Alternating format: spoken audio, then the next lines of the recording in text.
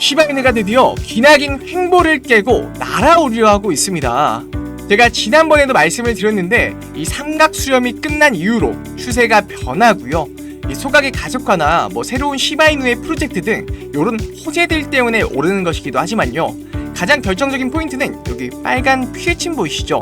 다시 올라갔다가 내려온 차트봉의 모습인데 이렇게 오름으로써 이 전에 쌓여있던 시바이누의 지체 매물들을 치워내고요. 더욱더 올라갈 수 있는 차트적인 발판을 마련하는 셈이죠. 이렇게 시바이누의 추세가 급격하게 바뀔 수 있었던 이유는요, 바로 시바이누 커뮤니티의 ETF 청원서죠. 지금 한국에서뿐만 아니라 바다 건너 미국에서도 난리인데 지금까지 비트코인 ETF의 출시부터 시작해서 현재 이더리움 ETF까지 출시하고 있는 바로 이 그레이스케일의 시바이누 커뮤니티가 직접 나서서 청원을 올린 겁니다. 바로 시바이누 현물 상장 지수 펀드를 출시하라는 청원 서명 활동인데 이 청원 서명 활동의 근거는 바로 두 가지입니다. 첫 번째는요, 시바이누 증권이 아니라는 증거로 하위 테스트를 통과했고요. 두 번째로는 미국에서 가장 인지도 있는 코인이라는 거예요. 여러분들 중에 이해가 되지 않으실 분도 있는데요, 이 밈코인의 특성상 인지도는 가장 유력한 시세 상승 요소로 꼽힙니다. 비트코인 ETF 승인 이후에 이더라든지 솔라나라든지 아니면 리플이라든지 여러 알트코인들의 ETF가 수면 위로 떠올랐지만 커뮤니티 차원에서 그것도 이 자산운용사의 ETF 출시를 직접 요구한 사례는 이번이 처음인데요. 자, 오늘 우리 시바 커뮤니티가 요청한 시바 현물 ETF는 앞으로 어떻게 흘러갈 것인지, 승인되는데 장애물은 뭐고 어려운 점은 또 무엇인지, 승인이 된다면 앞으로 어떤 일이 펼쳐질 것인지 함께 알아보는 시간 가져볼 테니까요. 구독과 좋아요, 알림 설정 부탁드리면서 영상 시작합니다.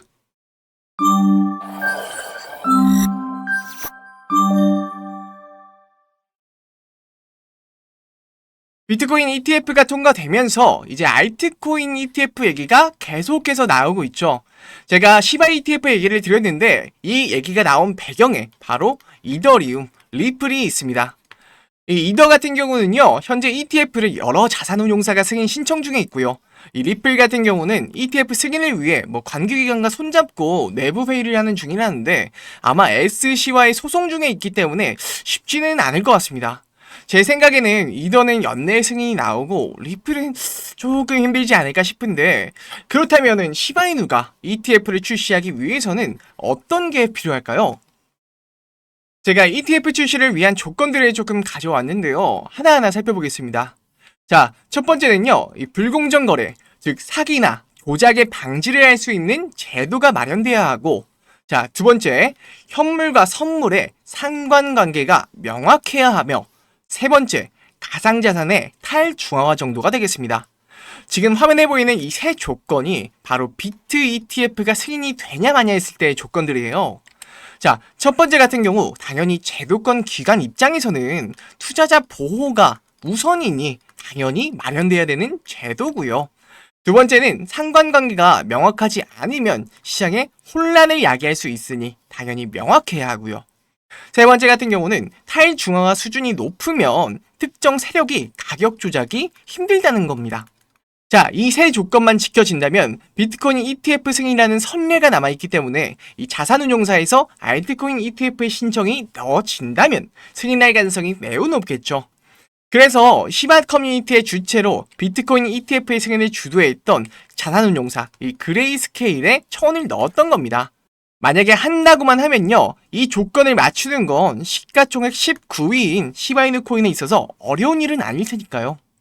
ETF가 정말 만약 신청을 넣어서 승인이 된다면요, 이 뉴스의 파라라가 아니라 정말 수급이 들어오면서 역대급 상승을 만들어낼 겁니다. 이거는 지난 24년 1월 17일 기사인데요. 이때만 해도 승인이 됐는데 팔아야 하냐 아니면 더 갖고 있어야 하나 이런 갑론을박이 많았지만 결국 비트코인은 엄청난 기대와 함께 상승을 이뤄주었죠. 뿐만 아니라 그 전에도요, 기대감만으로 2배 이상 상승해주는 엄청난 상승을 보여줬는데, 근데 왜 하필 시바이누 커뮤니티가 그레이스케일에, 하필 골드만삭스도 아니고 JP모건도 아닌 이 그레이스케일에 요청을 했을까요? 그레이스케일이 발표했던 과거 이력을 찾아보면 이런 기사가 나옵니다. 무려 암호화폐 ETF 40종을 추진하겠다는 기사인데요. 그 이유는 이 암호화폐 자체가 겨울에서 벗어나서 활황기에 접어들었고요. 약세장에서조차 강하게 버티는 모습을 보며 시장이 암호화폐를 대하는 태도가 확신하는 태도라면 내놓은 발표입니다. 여기서 했습니다. 그레이스케일이 기존의 암호화폐 ETF에 대해서 뭐 비트, 이더 이런 게 가리지 않고요. 굉장히 친숙한 모습을 보였기 때문에 이 시바이누 커뮤니티에서도 굳이 이 그레이스케일에 처원을 넣었던 거구나. 하긴 저 같아도 뭐 생각도 모르는 금융사 찾아가기보다는 이런 친화적인 곳에 찾아갈 것 같긴 합니다. 이 기사를 보고 좀 시바이누에 대한 ETF 전망이 긍정적으로 바뀌셨나요? 정말 이 기사가 사실이고 시바이누의 ETF가 나오기만 한다면 여러분과 저의 꿈처럼 시바이누가 지금 소수점 0.00 이걸 벗어나서 1원, 2원 이렇게 가는 것도 꿈은 아닐 겁니다. 이 비트코인이 시총이 커서 2배 이상 오른 거지 비트코인에 비하면 시바이누는 작은 코인이니까요. 무려 수백 배까지도 올 수 있겠죠. 이 기사뿐만 아니라 제가 챗 GPT를 앞설 구글의 AI 인공지능 구글 바드에도 물어봤습니다. 2025년에 시바이누 가격이 현재부터 어느 정도나 올라갈 것 같냐고. 자, 최대 652.38% 잠재 상승률을 예측했다고 해요. 자, 근데 이건 어디까지나 최대치인 거고 우리는 좀 더 냉정하고 날카롭게 봐야겠죠.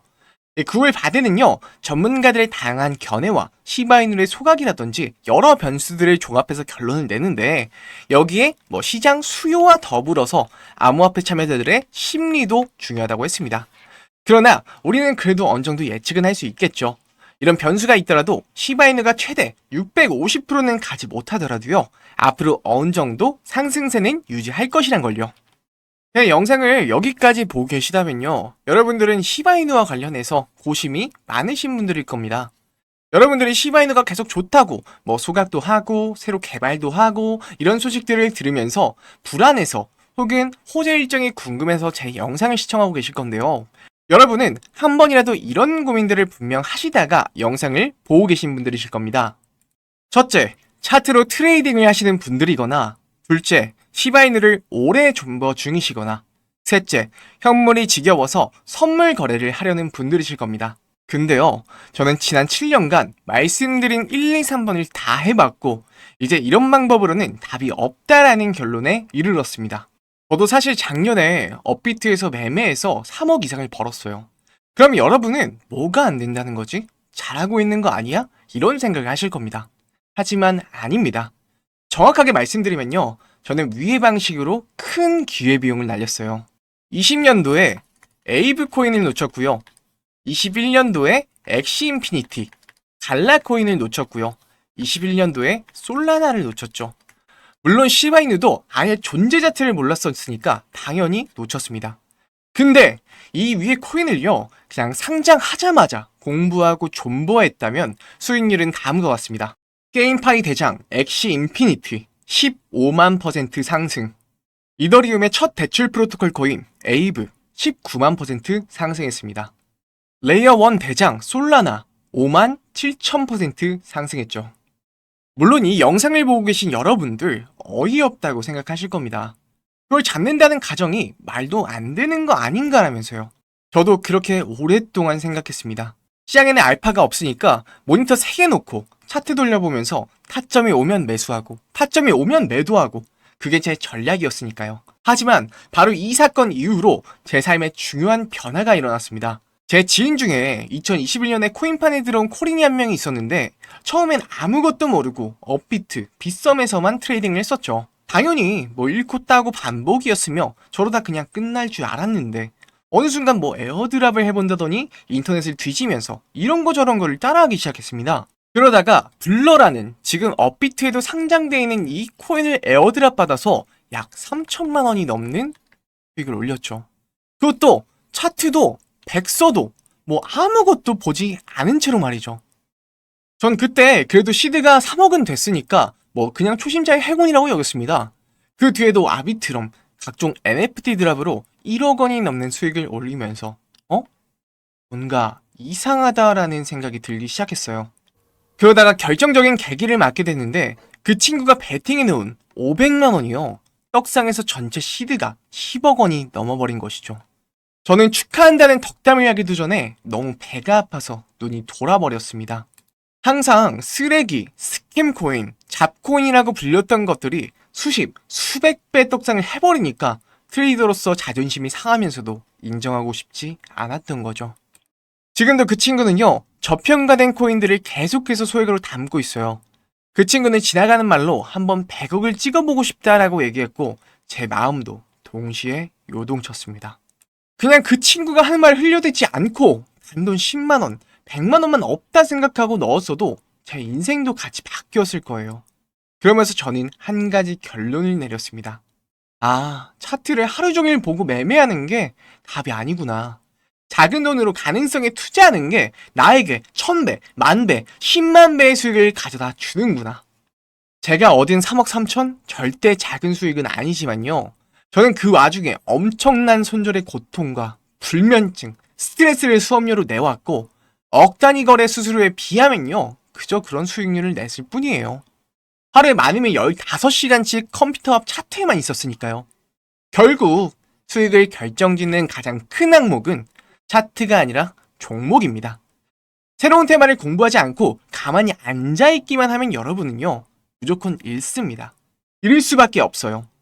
근데 물론 제가 위험을 감수하라는 얘기는 아닙니다. 그렇다고 쉽다는 얘기도 아니고요. 그렇지만 적어도 여러분의 인생을 바꾸고 싶다면 이제 코인 존버는 그만하고 정말 10,000% 이상 종목들을 오르기 전에 잡고 싶다.